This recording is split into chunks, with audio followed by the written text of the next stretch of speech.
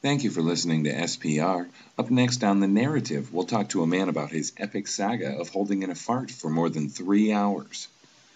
The time is now. You're listening to SPR.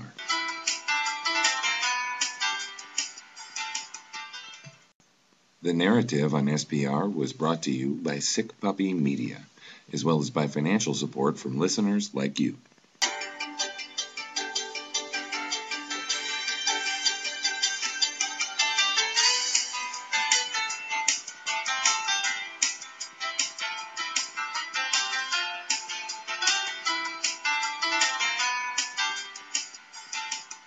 Good evening and welcome to The Narrative, a show where we tell the stories of the people around us. Our first story tonight comes from Boston.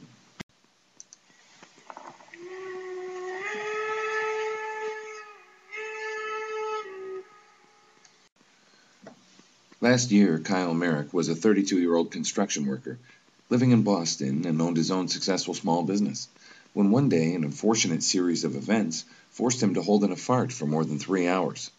Kyle Merrick joins us now from our bureau in Boston.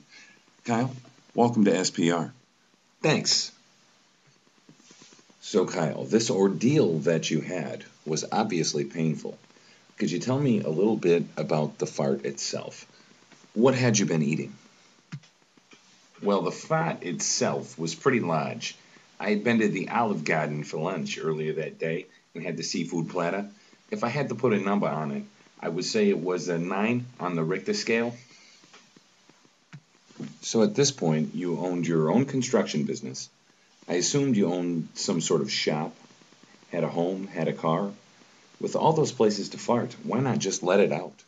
Well, I had thought about just letting it out when I was walking through the Kmart after lunch, but it was just too large.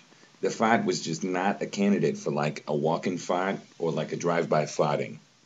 For those of you that are just joining us, we're talking with Kyle Merrick, a construction worker from Boston who was forced to hold in a fart for more than 3 hours.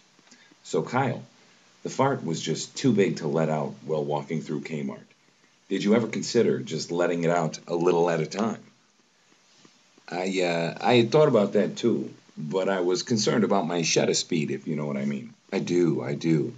Tell me, what happened next? Well, after we left the Kmart, my wife and I got in the car and drove up to the mother-in-law's. It was like a 2-hour drive holding that fart. So at this point, it had been like 3 hours. Yeah, like 3 hours. And the fart was still there? Still there. When did you finally get to let it out? Well, we stopped at a gas station just before the mother-in-law's, and I used the bathroom and I farted in it. And the smell? I was kind of proud about how terrible it smelled, but then it followed me into the car a little bit like it does. I was a little embarrassed. And at this point, were you relieved? Absolutely. Kyle, thank you for joining us and sharing your story. Thanks. Kyle Merrick joined us from our bureau in Boston. This has been The Narrative. Thank you for listening to SPR.